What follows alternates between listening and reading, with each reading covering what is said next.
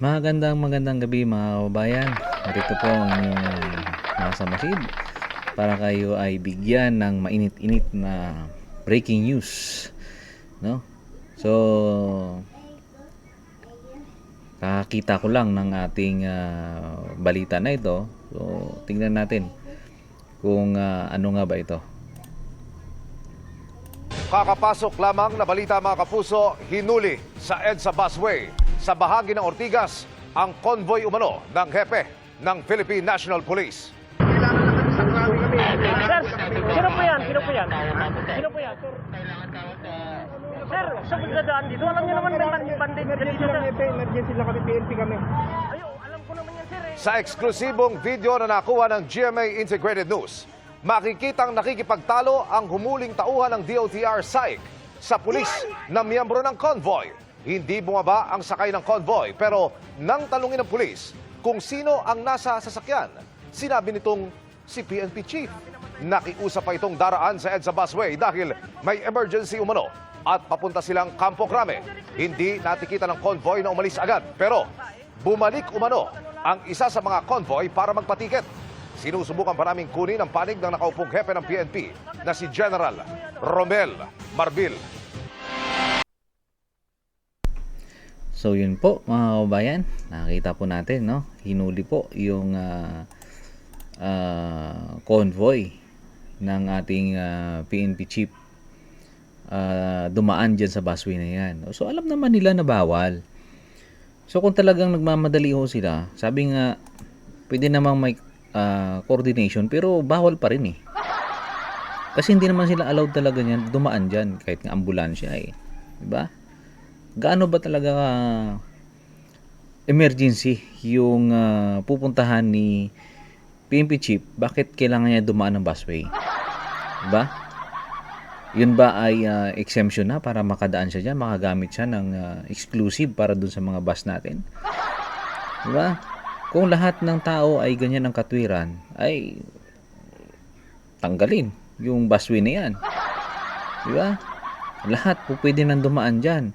Kasi yung mga ordinaryong Pilipino na dumadaan dyan, hinuhuli. Diba? So, hindi sila exempted. Kayo na nasa pamumuno, ay dapat maging halimbawa kayo dyan para patularan kayo ng mga tao. Nakita nila yung ganyang balita. So, ano sasabihin nila? Ay, si Chief Marbil nga yung convoy niya dumaan dyan. So, kami po pwede rin kami dumaan dyan kasi nagmamadali kami. Diba? So, ganun ang katwiran. So, sa enforcer na humarang at humuli, sir, saludo ko sa inyo, sir. Dalawang kamay, oh. Saludo ko sa inyo. Palakpakan natin yung si sir. Ayan. So, sa susunod po, mga kabayan, walang dapat special treatment dyan. Kung ano yung nakalagay sa batas at pinapatupad, sundin natin. Hindi porke nandiyan kayo sa gobyerno, lapastanganin nyo na yung labagin nyo na yung batas. So, hindi naman po tama yan. So, ito, mas may mahabang conversation at kaya lang, binlurred tong picture. So, tingnan natin kung ano yung nagiging palitan nila ng salita dito. Sino yan, sir? Ano ba ito, sir? Sino po yan? Sino po? PNP. Ay, bawal po dito dumaan, sir.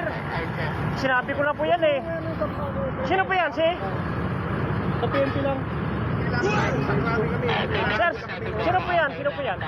Sino po yan? Sir, bawal po kasi, sir. Bawal pong dumaan dito, sir. Na wala po. Ito yung habi namin yung run sa EDSA sa PNP to eh. Ano daw? Ha? Nagmamadali sila kasi may minomonitor yung rally sa EDSA. Tama ba yung narinig ko? Ulitin natin ha. Ulitin natin. Dumaan dito, sir. Na wala po. Ito yung habi namin yung run sa EDSA sa PNP to eh. Minomonitor din nila ang rally sa EDSA. Anong meron dyan sa EDSA, sir? At kailangan yung i-monitor. Hindi ba kaya ng mga naka-assign na pulis dyan? At kailangan si Chief PNP pa ang babalik sa Krame para i-monitor yung nangyayari dyan sa EDSA? Parang may mali O sablay itong katwiran ng aid nyo, sir. Ituloy natin. Minumonitor namin yung rally. Sir, wala kayong coordination. Dapat tumawag kayo kagad kanina. Sir, ano nyo naman talaga dito na ano, makikita tayo ng ano, sir, oh. Nakikita tayo ng mga sibilyan na hindi ano. Ayan. Sabi nung muli. Ayan, nakikita tayo ng sibilyan. Kung ako, tunaw ako doon. Diba? Dapat tayo ang magiging halimbawa sa mga tao na kailangan sumunod sa batas. Kaso parang kayo lang ang kayo lang po pwedeng kayo lang ang pwedeng exempted o kayo lang ang ma-exempt sa mga batas na ginagawa dito sa pinapatupad dito sa Pilipinas. Ay, grabe naman yan, sir. No? So yan mga kababayan, buti na lang itong enforcer ay may paninindigan at talagang pinangangaralan niya. Sinasabi niya na bawal talaga. Palakpakan natin si sir. Very good ka, sir. At talagang ginawa mo ang trabaho mo at talagang sinabi mo na na nakikita kayo ng sibilyan. So dapat mahiya yung tao na yan na dumaan diyan. No? Kahit sino ka man. Diba?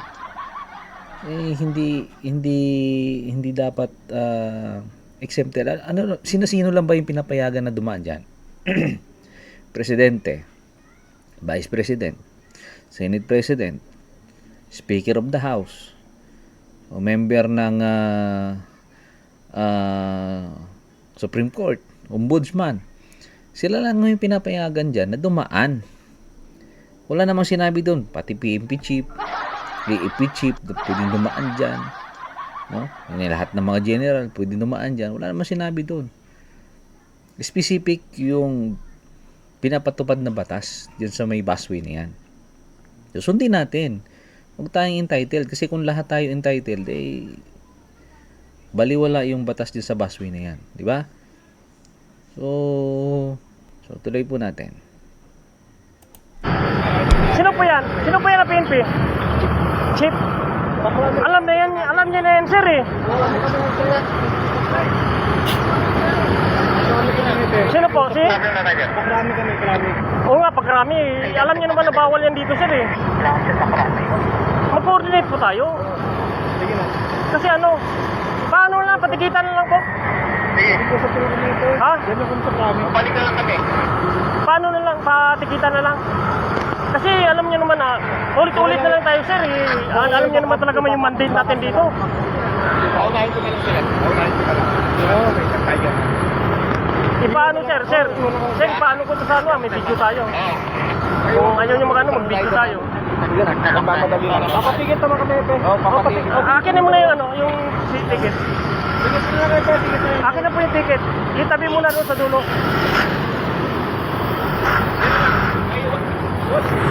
Sir!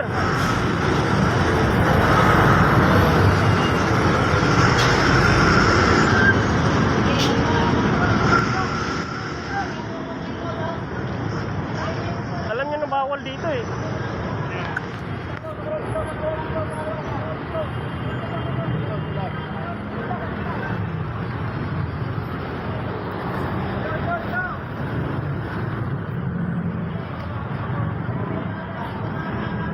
Sir! So yun nga mga kabayan, no?